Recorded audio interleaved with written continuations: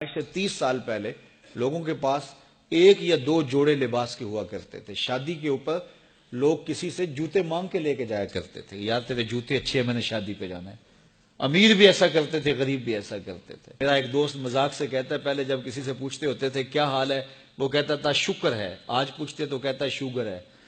تو بالکل حالات بدل گئے اور ناشکری پیدا ہو گئی ہے، برکت اٹھ گئی ہے، اللہ کی ناراضگی ہو گئی ہے. یہ ناراضگی کیسے ہوتی ہے؟ جب ہم اس کے حکموں کو توڑتے ہیں تو پھر وہ ہماری پرواہ کرنا چھوڑ دیتا ہے.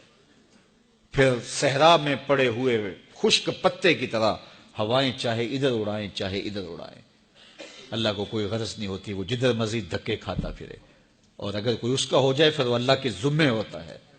اللہ پھر اس کی حفاظت کرتا ہے. کوئی میلی آنکھ سے دیکھ کے جائے کہاں کہ کسی میں ہمت کیسے ہو.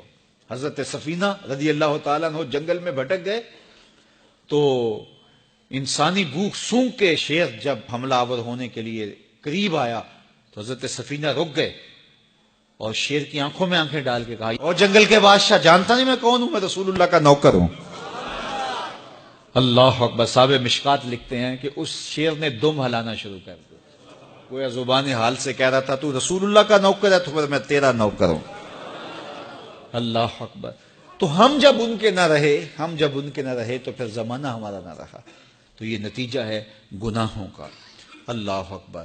تو ہم اپنے کاروبار کو جب صاف ستھرا رکھیں گے، پاکیزہ رکھیں گے تو طمانینت ملے گی، سکون ملے گا، قرار ملے گا. اللہ کے محبوب علیہ السلام کے ایک صحابی گھوڑا فروخت کر رہے ہیں تو ایک صحابی اور آئے تو انہوں نے کہا کہ یہ گھوڑا بیچتے ہو؟ کہا ہاں بیچتا ہوں. کتنے کا؟ کہا 500 درہم کا.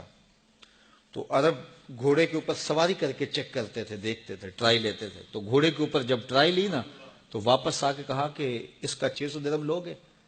اس نے کہا میں تو 500 میں بیچنے آیا ہوں، تو تم 600 دیتے ہو تو بسم اللہ. تو پھر وہ کہنے لگے اچھا 700 لوگے؟ انہوں نے کہا کہ مجھے اور کیا چاہیے. تو کہا نہیں یہ گھوڑا تمہارا تو 800 کا ہے. وہ کہنے لگے ہاں میرا گھوڑا 800 کا ہے. تو کہا پھر 500 کا کیوں بیچ رہے ہو؟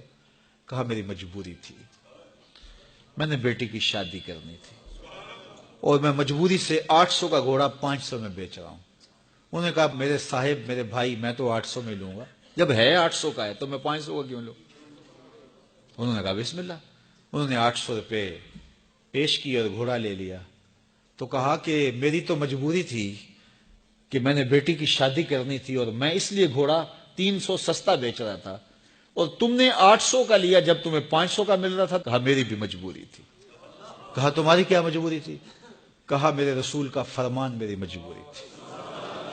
کہا کیا رسول اللہ کا فرمان ہے؟ کہا ہمارے رسول نے ہمیں سودا خریدنے کا حکم دیا ہے، کسی کی مجبوری خریدنے کا حکم نہیں دیا.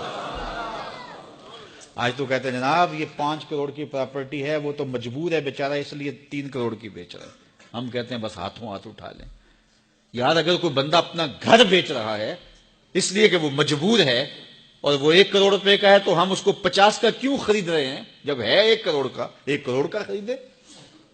اور جو ساری زندگی لوگوں کی مجبوریاں خریدتے ہیں، فلاں پراپرٹی فلاں کی مجبوری سے خریدی، فلاں پراپرٹی فلاں کی مجبوری سے خریدی. کچھ لوگ اس طاق میں رہتے ہیں کوئی مجبور ہو تو اس سے خریدے. اللہ اکبر. پھر ایک وقت آتا ہے کہ یہ مجبور ہوتا ہے اور اس کی پراپرٹی کوڑیوں کے بل بک رہی ہوتی ہے. ہم نے اپنی آنکھوں سے ایسے مناظر دیکھے ہیں. تو کسی کی مجبوری نہ خریدیں، سودا خریدیں. طاق میں نہ رہیں کہ کوئی مجبور ہو تو سستا بیچے. جو اس کی قیمت ہے اس کی قیمت سے لیں، پھر دیکھنا کہ عرش کا رب اس کے اندر برکت کتنے ڈالتا ہے. شیخ سعدی فرماتے ہیں میں رود بار کے جنگل میں تھا تو ایک آدمی چیتے پہ سوار اور ہاتھ میں سانپ کا کوڑا پکڑا، میرے پاس آ کے رکتا ہے. تو سانپ کا کوڑا ہاتھ میں اور چیتے پہ سوار، تو میں ڈر گیا. جب میں ڈر گیا تو وہ مسکرا پڑا. اس نے کہا سعدی ڈر گئے ہو؟ میں نے کہا بات ہی ڈرنے کی ہے.